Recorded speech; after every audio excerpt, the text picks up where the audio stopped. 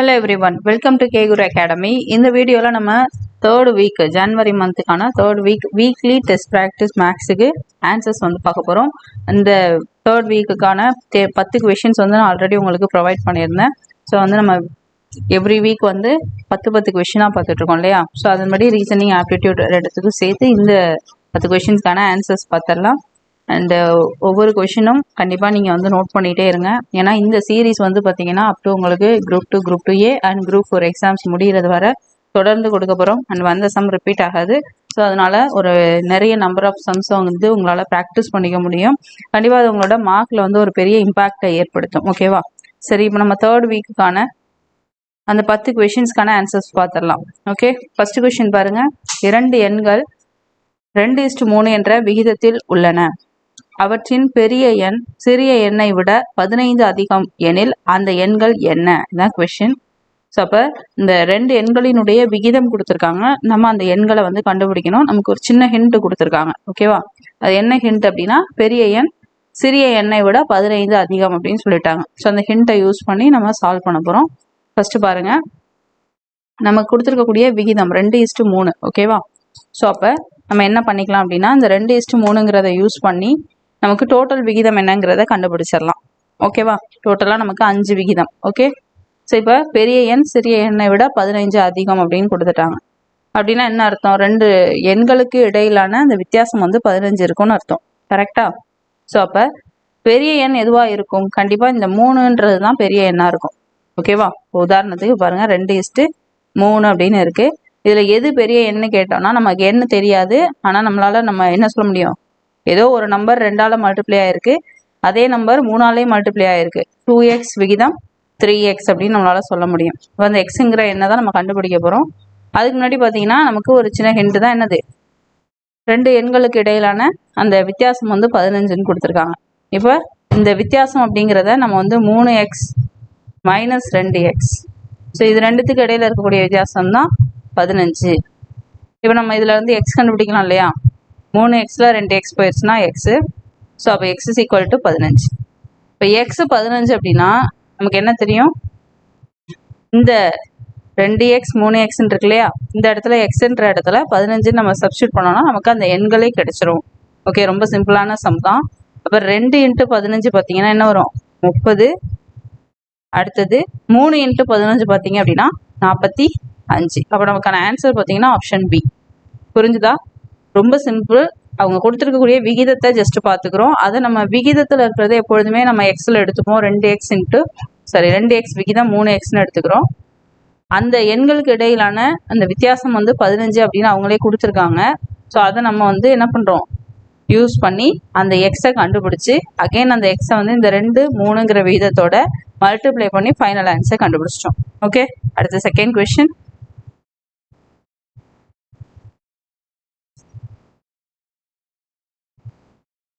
இருசக்கர வாகனத்தின் விலை 2 ஆண்டுகளுக்கு முன்பு 70,000ஆக இருந்தது. அதன் மதிப்பு ஆண்டுதோறும் 4% வீதம் குறைகிறது எனில் அதன் தற்போதைய மதிப்பு என்னன்னு கேட்குறாங்க. ஓகேவா? ஸோ இப்போ இருசக்கர வாகனம் ஒரு 2 வீலர் இருக்கு. அதனுடைய விலை பார்த்தீங்க அப்படின்னா 2 வருஷத்துக்கு முன்னாடி 70,000 இருந்திருக்கு. அது யூஸ் பண்ண என்ன ஆகும் அப்படின்னா அதனுடைய வேல்யூஸ் வந்து குறையும் இல்லையா? இப்போ நம்மளே ஒரு ஸ்கூட்டியோ இல்லை ஒரு பைக்கோ வாங்குறோம் அப்படின்னும் பொழுது நம்ம வாங்கின விலைக்கு அதை திரும்ப விற்க முடியாது இல்லையா? ஒரு 2 வருஷம் கழிச்சு விற்கிறோம்னா கண்டிப்பாக அதனோட ஒரு ரேட் வந்து நம்ம கம்மி பண்ணி தான் விற்கிற மாதிரி இருக்கும். ஸோ அதுதான் இங்கே கொடுத்துருக்காங்க. விலை பார்த்தீங்க அப்படின்னா 2 வருஷத்துக்கு முன்னாடி 70,000 இருந்திருக்கு. ஆனால் அதனுடைய மதிப்பு பார்த்தீங்கன்னா வருஷம் என்ன ஆகுது? 4% வீதம் குறைஞ்சிட்டே வருது அப்படின்னு சொல்கிறாங்க. அப்போ தற்போதைய மதிப்பு என்னவா இருக்கும்? இவ்வளோதான் கொஸ்டின். ஃபர்ஸ்ட் கொஸ்டினை புரிஞ்சுட்டு என்ன பண்ணணும்? சால்வ் பண்ணணும். ஸோ இது பார்த்தீங்க அப்படின்னா இந்த மக்கள் தொகை பேஸ் பண்ணி நம்ம சம் போடுவோம் இல்லையா? கிட்டத்தட்ட அதே பேட்டர்னை யூஸ் பண்ணலாம். சரி, ஃபர்ஸ்ட் இந்த 70,000 நம்ம என்ன எடுத்துக்கலாம் அப்படின்னா பி அசல் வேல்யூ அப்படின்னு நம்ம எடுத்துக்கலாம். அடுத்தது பார்த்தீங்கன்னா எத்தனை வருஷத்துக்கு முன்னாடின்னு கொடுத்துருக்காங்க? 2 வருஷத்துக்கு முன்னாடியா? அப்போ இது என் அப்படின்னு எடுத்துக்கலாம். நம்ம கொடுத்துருக்கக்கூடிய விகிதம் பார்த்தீங்க அப்படின்னா 4%. ஸோ இது ஆர் அப்படின்னு எடுத்துக்கலாம். ஓகேவா? ஸோ அப்போ நமக்கு ஒரு ஃபார்முலா தெரியும். குறையுது அப்படின்னும் பொழுது என்ன பண்ணணும்? p × 1 - r/100 whole power n. இதுவே அதிகரிக்கிறது அப்படின்னு கொடுத்துருந்தாங்கன்னா p × 1 + r/100 அப்படின்னு போடுவோம். ஸோ அந்த ப்ளஸ் மைனஸ் கவனமாக போடணும். ஓகேவா? ஒரு நிமிஷம்.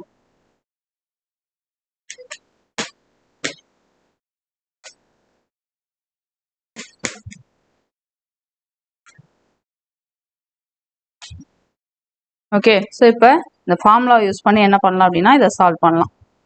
நான் சொன்ன மாதிரி ஃபார்முலா பார்த்தீங்க அப்படின்னா p into 1 minus r by 100 whole power n.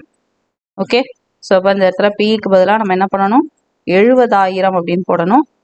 1 அப்படியே இருக்கட்டும். மைனஸ் ஆருக்கு பதிலாக 4 divided by 100 whole power n. n-க்கு பதிலாக நம்ம என்ன பண்ணலாம், 2 வருஷம். ஸோ அப்போ 2ன்னு போட்டுக்கலாம். இதை சிம்பிளிஃபை பண்ணிங்கன்னா நமக்கு ஒரு ஆன்சர் கிடைக்கும். ஓகேவா? சரி, இப்போ பாருங்க 70,000 அப்படியே இருக்கும். இந்த இடத்துல 100 இருக்கு. ஸோ இது நம்ம எல்சிஎம் எடுக்கணும். எல்சிஎம் எடுத்தீங்கன்னா இங்கே ஒன்றுமே இல்லை. ஸோ அப்போ இதை 100ஆல் பெருக்குவீங்க. இங்கேயும் மேலேயும் 100 வந்துடும். 100ல் 4 போயிடுச்சு அப்படின்னா என்ன வரும், 96 வரும். டிவைடட் பை 100 இன்ட்டு இந்த ஹோல் பவரில் நமக்கு ஸ்கொயர் இருக்கும். ஸ்கொயர் இருக்குன்னா என்ன, அதை 2 தடவை மல்டிப்ளை பண்ணலாம். ஸோ அதை நான் என்ன பண்ணுறேன் அப்படின்னா 2 தடவை மல்டிப்ளைல எழுதிக்கிறேன். ஓகேவா?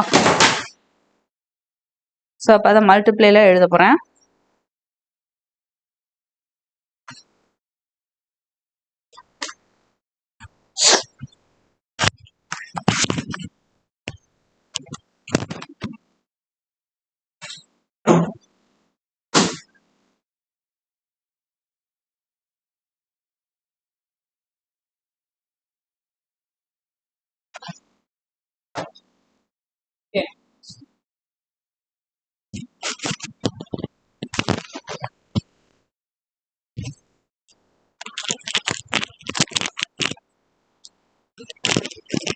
நிமிஷம்.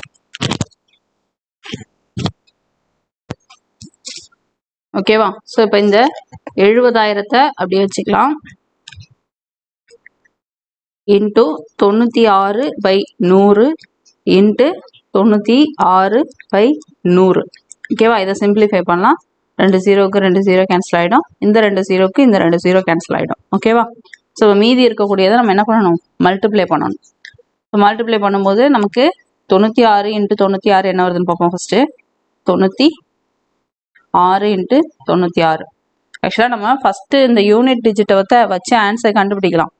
ஓகேவா? ஸோ அது எப்படி அப்படின்னா, இப்போ பார்த்தீங்கன்னா தெரியும் நமக்கு இங்கே சம பொறுத்த வரைக்கும் எல்லா இடத்துலையுமே வந்து யூனிட் டிஜிட்ன்றது இதுதான். ஸோ எல்லாத்துலேயுமே 2 2 2ன்னு இருக்குது. ஸோ அதனால் நம்ம யூனிட் டிஜிட் வச்சு ஆன்சர் கண்டுபிடிக்க முடியாது. ஸோ அதனால் நம்ம என்ன பண்ணுறோம், ஃபுல்லாக பெருக்கிறோம். சப்போஸ் நமக்கு யூனிட் டிஜிட் வந்து வெவ்வேறையாக இருந்ததுன்னா நம்ம ஃபுல்லாக அந்த இதை பெருக்கணும்னு அவசியம் கிடையாது. அந்த முதல் இடத்துக்கான வேல்யூவை நம்ம ஈஸியாக கண்டுபிடிக்கலாம். ஓகேவா? அது எப்படின்னா, இந்த பாருங்க 6 6 36. ஸோ அப்போ 6ன்னு வரும். அகைன் நம்ம இந்த வரக்கூடிய ஆன்சரை 7ஆல் பெருக்கணுமா, அப்போ 6 இன்ட்டு 7 என்ன வரும். ஸோ அப்போ 2ன்னு முடியும் அப்படின்னு சொல்லி நம்ம ஈஸியாக என்ன பண்ணலாம், கெஸ் பண்ணலாம். பட் ஆனால் நமக்கு இந்த இடத்துல யூனிட் டிஜிட் எல்லாம் சேமாக இருக்கிறதுனால நம்ம ஃபுல்லாக மல்டிப்ளை பண்ணணும். ஓகே, சரி. 6 6 36க்கு 6 மீதி 3. அடுத்தது பார்த்தீங்கன்னா 9 6 54 54 3 57.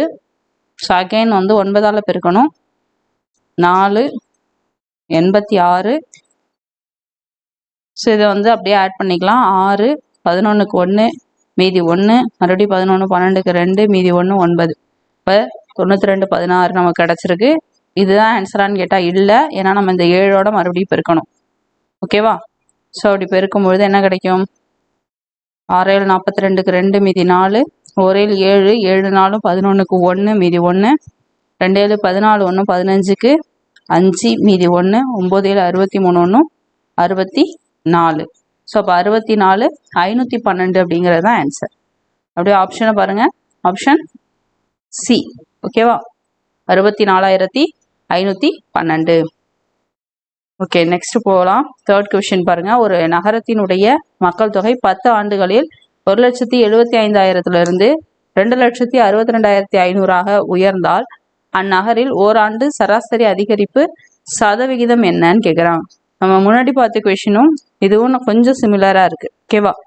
நமக்கு முன்னாடி என்ன கொடுத்துருந்தாங்க, அந்த ஒரு வருஷத்துல எவ்வளோ சதவிகிதம் நமக்கு தேய்மானம் அடையுது அப்படின்னு கொடுத்துருந்தாங்க, குறையுதுன்னு கொடுத்துருந்தாங்க. ஆனால் நமக்கு இங்கே என்ன கொடுத்துருக்காங்கன்னா அதிகரிப்பு சதவிகிதம் ஒரு வருஷத்துல எவ்வளோ இன்க்ரீஸ் ஆகுது அப்படிங்கிறத கேட்குறாங்க. ஓகேவா? சரி, இப்போ ஃபர்ஸ்ட் நம்ம கொடுத்துருக்கிற டேட்டாஸ் எல்லாத்தையும் நம்ம யூஸ் பண்ணி எப்படி சம் போடலான்னு பார்க்கலாம். ஓகேவா? ஃபர்ஸ்ட் பாருங்க, ஒரு நகரத்தினுடைய மக்கள் தொகை 10 வருஷத்துல 1,75,000 2,62,2500 உயருதுன்ட்டாங்க. ஸோ அப்போ எவ்வளோ உயருதுன்னு ஃபர்ஸ்ட் நமக்கு தெரியணும். ஓகேவா? ஸோ எவ்வளோ உயருதுன்னு தெரிஞ்சாதான் அந்த உயர்ந்திருக்க மதிப்புக்கான அதிகரிப்பு சதவிகிதம் ஒரு வருஷத்துக்கு நம்ம கண்டுபிடிக்க முடியும். ஓகே, இப்போ ஃபர்ஸ்ட் 10 வருஷத்துல நமக்கு கிடைச்சிருக்கிறது என்ன? இந்த 1,75,000 2,62,2500 இருக்கு. ஸோ அப்போ ஃபர்ஸ்ட் இது ரெண்டையும் என்ன பண்ணணும்? மைனஸ் பண்ணணும். ஸோ அப்போ 2,62,500 1,75,000 மைனஸ் பண்ணணும். மைனஸ் பண்ணோம்னா 0 0 5, இங்கே நமக்கு 12 இருக்கும். 12ல் 5 போட்டு போயிருச்சுன்னா 7. இங்கே நம்ம ஒன்று கொடுத்துருவோம். ஸோ இங்கே 5 இருக்கும். அகைன் பக்கத்தில் இருந்து கடன் வாங்குவோம். 15. 15ல் 7 போயிருச்சுன்னா நமக்கு 8 கிடைக்கும். ஸோ அப்போ நமக்கு என்ன ஆன்சர் கிடைக்குது? 87,500 அப்படிங்கிறது இன்க்ரீஸ் ஆயிருக்கு அப்படிங்கிறது தெரியுது. ஸோ 10 வருஷத்துல இவ்வளவு நமக்கு என்ன ஆயிருக்கு? இன்க்ரீஸ் ஆயிருக்கு. இப்போ இந்த இன்க்ரீஸ் ஆனதுக்கான சதவிகிதம் கண்டுபிடிக்கணும். எப்பொழுதுமே நம்ம ஒரு இதுக்கு அதிகரிப்பு சதவிகிதம் அல்லது குறைவு சதவிகிதம் கண்டுபிடிக்கணும் அப்படின்னா ஃபர்ஸ்ட் ஸ்டார்டிங் வேல்யூ என்ன இருக்கோ அதுல இருந்து தான் கண்டுபிடிக்கணும். ஓகேவா? ஸோ அப்போ நமக்கு ஸ்டார்டிங் வேல்யூ பார்த்தீங்கன்னா 1,75,000. ஸோ இந்த 1,75,000 இருந்து எவ்வளோ இன்க்ரீஸ் ஆயிருக்கு? 87,500 இன்க்ரீஸ் ஆயிருக்கு. ஸோ இப்போ இது ரெண்டு இதையும் வச்சு தான் நம்ம என்ன பண்ணணும்? அதிகரிப்பு சதவிகிதம் கண்டுபிடிக்கணும். இன்க்ரீஸ் ஆன பர்சன்டேஜ் கண்டுபிடிக்கணும். ஓகேவா? ஸோ அப்போ ஃபர்ஸ்ட் 87,500 டிவைடட் பை 1,75,000 இன்ட்டு 100. ஏன் பர்சன்டேஜ் கண்டுபிடிக்கணும்? அதனால இன்ட்டு 100ன்னு போடணும். ஓகேவா? 2 0க்கு 2 0 கேன்சல் ஆகிடும். இந்த ஒரு 0க்கு மேலே கேன்சல் பண்ணிக்கலாம். அகெயின் பார்த்தீங்கன்னா நம்ம 5வது டேபிளால் கேன்சல் பண்ணுவோம். 3 5 15, மீதி 2 5 25. இதையும் 5ஆல் கேன்சல் பண்ணலாம். 1 5 5, மீதி 3 7 5 35, மீதி 2 5 25 0. அப்போ 17 50ன்னு மேலே இருக்கு. ஒரு நிமிஷம்.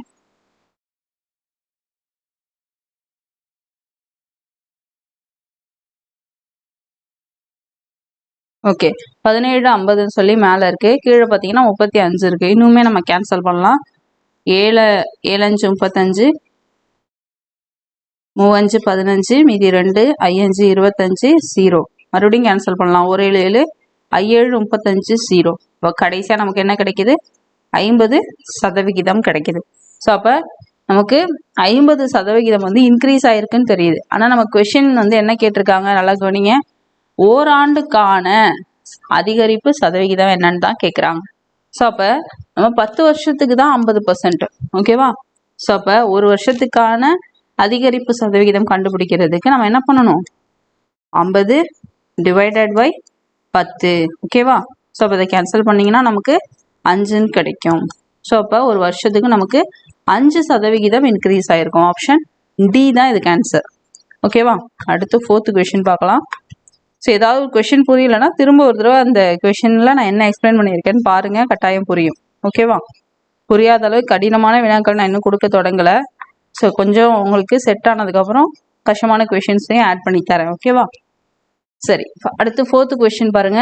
70 சென்டிமீட்டர் ஆரமுள்ள வட்டமானது 5 சம பாகங்களாக வட்டக்கோண பகுதிகளாக பிரிக்கப்படுகிறது. அவை ஒவ்வொன்றின் பரப்பளவு என்ன அப்படின்னு தான் கேட்டிருக்காங்க. ஸோ பரப்பளவு ஃபார்முலா தெரிஞ்சால் நீங்கள் சம் போட்டுடலாம்.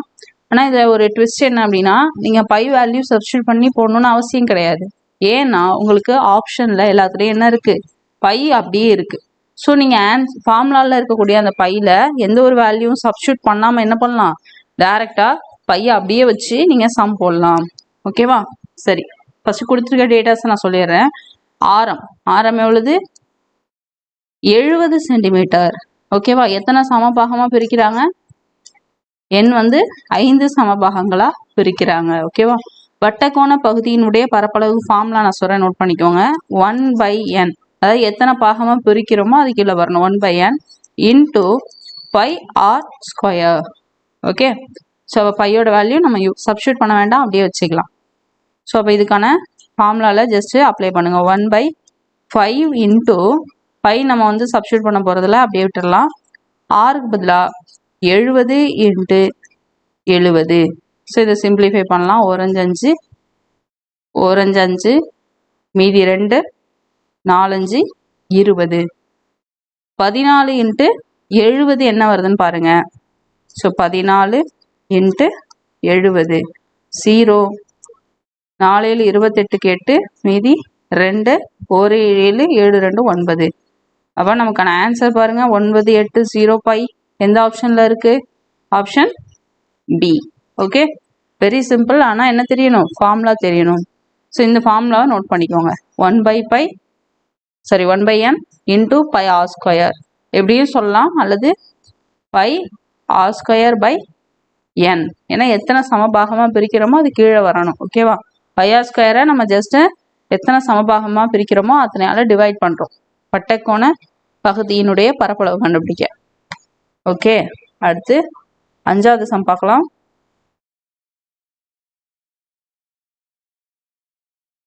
பெட்டி ஒன்றினுடைய விலை ரூபாய் 2000 2500 அதிகரிக்கப்பட்டால் அதிகரிப்பின் சதவிகிதம் யாது? இது ஆல்ரெடி நம்ம மக்கள் தொகை பேஸ் பண்ணி ஒரு சம் பார்த்தோம்ல இப்போ. ஸோ அதே பேட்டர்னில் தான் வரும். ஜஸ்ட் நம்ம எவ்வளோ இன்க்ரீஸ் ஆகிருக்குன்னு பார்க்கணும். எவ்வளோ இன்க்ரீஸ் ஆகிருக்கோ அந்த வேல்யூவை எதுலேருந்து இன்க்ரீஸ் ஆகிருக்கோ அதால் நம்ம வந்து என்ன பண்ணணும்? டிவைட் பண்ணி இன்ட்டு 100 போட்டோம்னா நமக்கு ஆன்சர் கிடச்சிரும். ஓகே, ஜஸ்ட் இப்போ நான் சால்வ் பண்ணுற பாருங்க. ஃபஸ்ட்டு எவ்வளோ இன்க்ரீஸ் ஆகிருக்கு? 2000 2500 இன்க்ரீஸ் ஆகிருக்கு. ஸோ அப்போ இன்க்ரீஸ் ஆன வேல்யூ எவ்வளவு? 500. ஓகேவா? ஸோ அப்போ நம்ம என்ன பண்ணணும்? இந்த 500 எதுலேருந்து இன்க்ரீஸ் ஆகிருக்கு? ஸ்டார்டிங் வேல்யூ என்ன? 2000. ஸோ அப்போ 500 டிவைடட் பை 2000 இன்ட்டு 100. ஏன் 100? நம்ம சதவிகிதம் கண்டுபிடிக்கிறோம். ஓகேவா? இதை சிம்பிளிஃபை பண்ணுங்க. 2 0க்கு 2 0 கேன்சல், 1 0க்கு 1 0 கேன்சல், 1 2 2 2 4 I 2 10. ஸோ அப்போ 25. ஃபைனல் ஆன்சர் என்ன?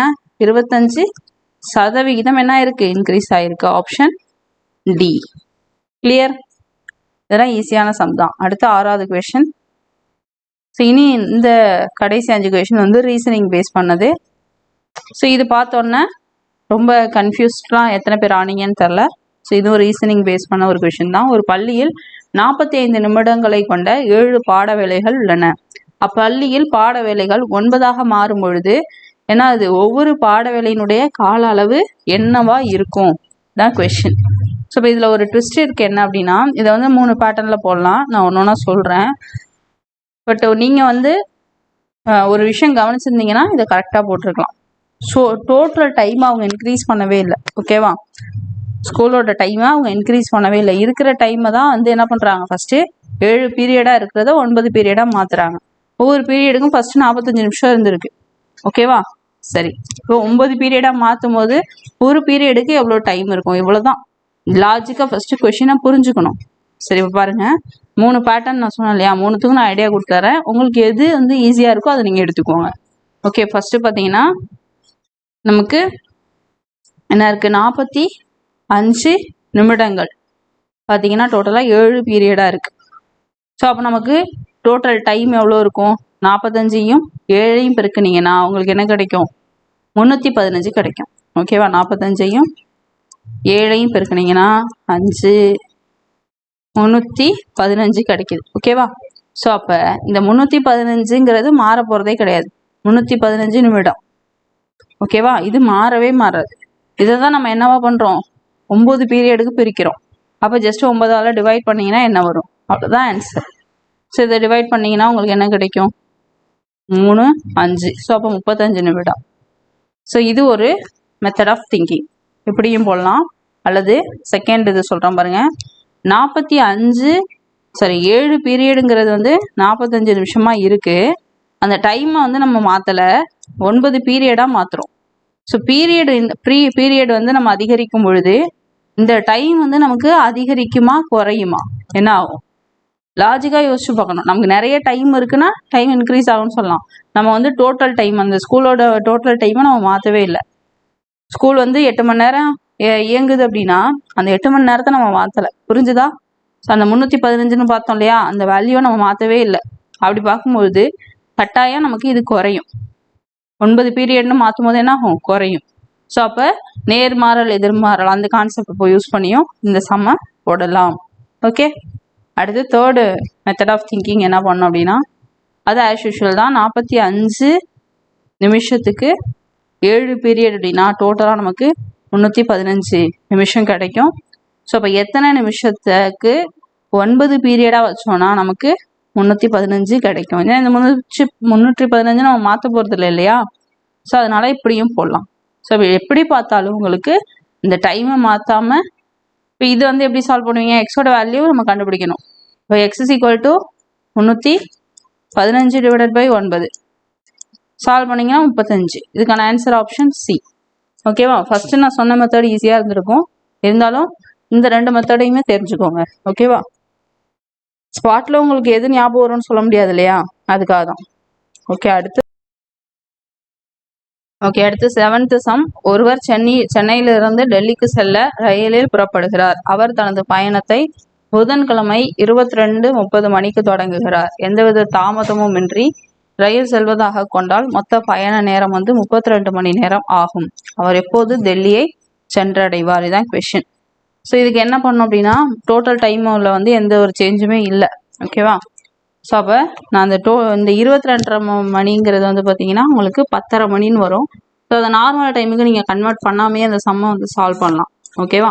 ஸோ பாருங்கள், டோட்டலாக 32 மணி நேரம் ஆகுது. இதை நான் வந்து 24 + 8ன்னு பிரிச்சுக்கிறேன். ஏன் அப்படி பிரிச்சுக்கிறேன்னா, ஒரு நாளைக்கு 24 மணி நேரம். ஸோ கால்குலேட் பண்ணால் ஈஸியாக இருக்கும். அதனால நான் இந்த 24 தனியாக எடுத்துட்டேன். பாருங்கள், அவர் ட்ராவல் ஸ்டார்ட் பண்ணுறது புதன்கிழமை 22:30. ஸோ அப்போ வியாழன் 22:30 வரை அவர் என்ன பண்ணியிருப்பார்? 24 மணி நேரம் ட்ராவல் பண்ணியிருப்பார். ஸோ இப்போ இந்த 24 முடிஞ்சிடும். மீதி 8 மணி நேரம். ஸோ இப்போ இந்த 22:30லேருந்து நீங்கள் 8 மணி நேரம் வந்து என்ன பண்ணணும்? ஆட் பண்ணணும். ஸோ ஆட் பண்ணிங்கன்னா உங்களுக்கு 6:30 கிடைக்கும். ஓகேவா? 24க்கு அப்புறம் என்ன ஆகும்? 1 2 3ன்னு வரும் இல்லையா? ரயில்வே டைமை பொறுத்த வரைக்கும் 24 மணி நேரம். ஸோ அப்போ அந்த 1 2 3ன்னு வந்துடும். ஸோ அப்படி பார்க்கும்பொழுது உங்களுக்கு என்ன கிடைக்கும்? 6:30 கிடைக்கும். 6:30ங்கிறது ஏஎம்மா பிஎம்மான்னு கேட்டால் ஏஎம். ஏன்னா நம்ம என்ன பண்ணல, இந்த ரயில்வே டைமை மாற்றி போடல, அப்படியே தான் போட்டிருக்கோம். ஸோ ரொம்ப ஈஸியாகவே ஏஎம்னு சொல்லிடலாம். ஓகேவா? இதே பிஎம்மாக இருந்தால் உங்களுக்கு 6:30 வராது இல்லையா? 12 மணிக்கு அப்புறம் 13 14ன்னு போயிடும். ஸோ அப்போ உங்களுக்கு ரயில்வே டைமை ஈஸியாக நீங்கள் கெஸ் பண்ணிடலாம். ஓகே, ஸோ இப்போ இதுக்கு ஆன்சர் வந்து ஆப்ஷன் ஏ. அடுத்தது 8th சம்.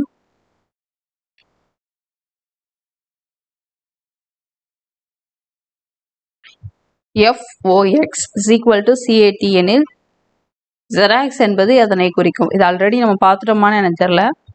சரி, இப்போ இதுக்கு ஆன்சர் சொல்லிடுறேன். ஃபாக்ஸ் அப்படிங்கிறத கேட்னு எழுதணும் அப்படின்னா ஜெராக்ஸுங்கிறது என்ன அப்படிங்கிறது தான் கொஷின். ஓகேவா? இதுவும் ஈஸி, ரொம்ப ஈஸியான ஒரு கொஷின் தான். ஜஸ்ட் வந்து என்ன பண்ணுறீங்கன்னா, இந்த FOX CAT. இப்போ ஜெராக்ஸுங்கிறத பாருங்க, XEROX. இப்போ இந்த இதுல இருந்து உங்களுக்கு 2 லெட்டர் திரும்ப வருது. ஓவும் எக்ஸும் வருது. எக்ஸ் இங்கே இருக்கு, ஓ இங்கே இருக்கு.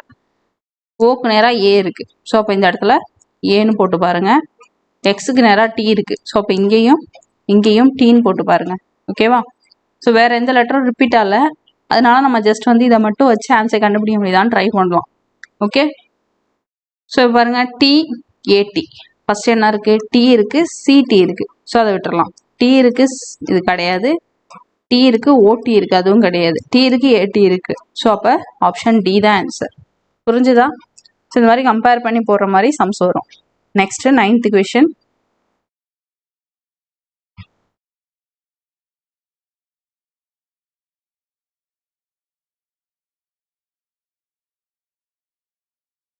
ABCDE is equal to P1 Q2 R3 S4 T5 என இருந்தால் பின் வருவனவற்றுள் Q2 BF V7A என்பதற்கு சமமானது எது? இதுதான் வந்து கொஷின். ஓகேவா? ஸோ இப்போ நீங்கள் என்ன பண்ணணும் அப்படின்னா, அவங்க கொடுத்துருக்கிறத ரொம்ப தெளிவாக புரிகிற மாதிரி எடுத்து எழுதிக்கோங்க. ஓகேவா? ABCDE. ஸோ அப்படியே போயிட்டே இருக்கும். ஸோ இது அவங்க என்ன சொல்கிறாங்க? P1 இது Q2, இது வந்து என்னது? PQக்கு அப்புறம் என்ன வரும்? R வருமா? அப்போ R3ன்னு போட்டுடலாம். PQRக்கு அப்புறம் S வரும். ஸோ அப்போ S4, Sக்கு அப்புறம் T வரும். இந்த 4க்கு அப்புறம் 5 வரும். ஸோ இது அப்படியே நம்ம இந்த ஒரு பேட்டர்னாகவே கொண்டு போனோம்னா, Eக்கு அப்புறம் இங்கே F வரும். இங்கே பார்த்தீங்கன்னா Uக்கு அப்புறம் இங்கே Tக்கு அப்புறம் இங்கே என்ன வரும்? U வருமா, 5க்கு அப்புறம் 6 வரும். ஸோ இது மாதிரி அது கண்டினியூஸ் பேட்டர்னாக போகுது. அந்த பேட்டர்னை ஷார்ட்டாக கொடுத்துருக்காங்க. அப் டு இது Z வரை நம்ம எழுதலாம். ஓகேவா? ஸோ இப்போ நமக்கு என்ன கொஷின் கேட்டிருக்காங்க, Q2B, நான் இப்படி எழுதுறேன்,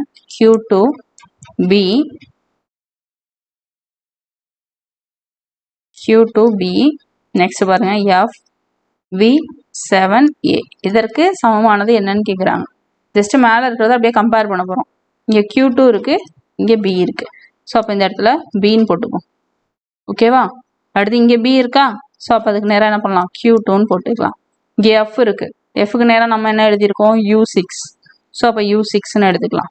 இங்கே V இருக்கு, Vக்கு நம்ம ஒன்றும் கண்டுபிடிக்கல, ஆனால் பாருங்க Vக்கு பக்கத்தில் 7 இருக்கு. இங்கே U6, ஸோ அப்போ அடுத்தது என்ன வரும், V7 தானே வரும். அப்போ அதுக்கு மேலே G வருமா, Fக்கு அப்புறம் G தானே வரும், இதோட அடுத்த சீரீஸ். ஸோ அப்போ இந்த இடத்துல G போட்டுக்கலாம். ஏக்கு கீழே இங்கே என்ன இருக்கு, P1 இருக்கு. ஸோ அப்போ இதுதான் ஆன்சர். புரிஞ்சுதா? BQ2 U6 பாருங்க, BQ2 U6. ஸோ அப்போ இது கிடையாது. BQ2 U6 இது கிடையாது. BQ2 V7 இதுவும் கிடையாது. BQ2 U6G P1 option D தான் ஆன்சர். அவங்க கொடுத்துருக்குற பேட்டர்னோட அந்த சீக்வன்ஸை கண்டுபிடிக்கிறீங்க. அடுத்தடுத்த நம்பர்ஸை நம்மளாவே என்ன பண்ணலாம், கண்டுபிடிச்சிட்டு ஆன்சர் எடுத்துடலாம். ஸோ அப்போ ரொம்ப கம்மியான நேரத்தில் இதுக்கெல்லாம் ஆன்சர் கண்டுபிடிச்சிடலாம். ஓகேவா? இந்த லாஸ்ட் ஃபைனல் கொஷினுக்கு வந்தாச்சு, 10வது கொஷின். இது ரொம்ப ரொம்ப ஈஸி. எத்தனை பேர் இதை பார்த்தது ஆன்சர் கண்டுபிடிச்சிங்கன்னு கமெண்ட்ஸில் சொல்லுங்கள். ஓகேவா? பொருந்தாத எண்ணெய் காண்க. 1 144, 16 25, 49 81, 121 36 62. ஸோ இப்போ நான் ஃப்ராக்ஷன் ஆஃப் செகண்டில் இதுக்கு நான் ஆன்சர் சொல்லிடலாம். எப்படி பார்க்கும்போதே தெரியுது, ஏதோ ஒரு ஸ்கொயர் வேல்யூ கியூப் வேல்யூ இந்த மாதிரி தான் மாற்றி மாற்றி இருக்குது. ஆனால் அந்த மாதிரி ஒரு பேட்டர்னில் இருக்குது. அது ஸ்கொயர் வேல்யூ கியூப் வேல்யூவான்னு ரொம்ப நீங்கள் போட்டு உள்ளே போய் பார்க்கணும் கூட இல்லை. பட் ஒன்று மட்டும் மிஸ் மேட்சாக இருக்குது. ஓகேவா? ஸோ பாருங்க, 1 ஸ்கொயர் பண்ணால் 1 தான். 144, 12 ஸ்கொயர் பண்ணால் 144, 16 4 ஸ்கொயர் பண்ணால் 16, 25 5 ஸ்கொயர் பண்ணால் 25, 49 7 49, 81 9 9 81, 121 11 11 121, 36ங்கிறது 6 6 36. ஸோ அப்போ இந்த 62ங்கிறது தான் என்னது, மிஸ் மேட்ச், பொருந்தாதது. அப்போ ஆப்ஷன் சி தான் இதுக்கான ஆன்சர். ஓகே ஃப்ரெண்ட்ஸ், இப்போ நம்ம பார்த்த இந்த 10 கொஷினும் கண்டிப்பாக உங்களுக்கு ரொம்ப யூஸ்ஃபுல்லாக இருந்திருக்கும். அண்ட் இது மாதிரி நம்ம அடுத்தடுத்து கொஷின்ஸ் வந்து பார்க்க போகிறோம்.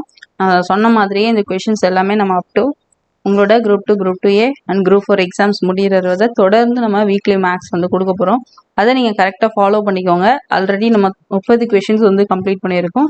ஸோ அந்த 30 கொஷின்ஸை பேஸ் பண்ணி எப்படி கொஷின்ஸ் உங்களுக்கு ட்விஸ்ட் பண்ணி கேட்டாலும் நீங்கள் ஆன்சர் பண்ணுற அளவுக்கு உங்களை டெவலப் பண்ணிக்கோங்க. ஜஸ்ட் எஃபர்ட்லெஸ்ஸாக ஒரு நாளைக்கு ஒரு சம் நீங்கள் சால்வ் பண்ணால் கூட இதை உங்களால் கம்ப்ளீட் பண்ணியிருக்க முடியும். ஓகேவா? ஸோ இதே மாதிரி நம்ம அடுத்த வீக்குக்கான சம்ஸ் வந்து பார்க்கலாம். ஸோ வந்து இதை பற்றின உங்களோட கருத்துக்களை கமெண்ட்ஸில் சொல்லுங்கள். அண்ட் இதோட இம்பேக்ட் வந்து இப்போ உங்களுக்கு தெரியாது, ரொம்ப சாதாரணமாக தான் இருக்கும். பட் இதனுடைய பலன் எக்ஸாம் ஹாலில் கன்சிஸ்டண்ட்டாக நீங்கள் பண்ணும்பொழுது உங்களுக்கு புரியும். ஓகே, ஸோ வந்து 1 மந்த் நம்ம கம்ப்ளீட் பண்ணும்போது, அதாவது 4 வீக் நம்ம கம்ப்ளீட் பண்ணும்போது ஒரு சின்ன ரிவிஷன் மாதிரி வச்சுக்கோங்க. ஸோ அதுலேருந்து ஒரு 10 கொஷின் நான் வந்து டெலகிராமில் போஸ்ட் பண்ணி விடுறேன். அதுக்கு நீங்கள் ஆன்சர் பண்ண முடியுதா அப்படிங்கிறத செக் பண்ணிக்கோங்க. ஓகேவா? ஜஸ்ட் நம்ம பார்த்த பேட்டர்னில் இருந்தால் அந்த 10 கொஷினுமே இருக்கும்.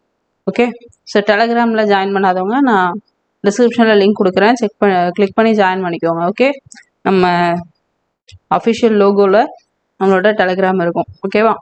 சரி, ஓகே ஃப்ரெண்ட்ஸ், அடுத்து வேற ஒரு தகவலில் சந்திக்கலாம். அதுவரை உங்களிடமிருந்து விடைபெறுவது Kamali from K Guru academy. Thank you.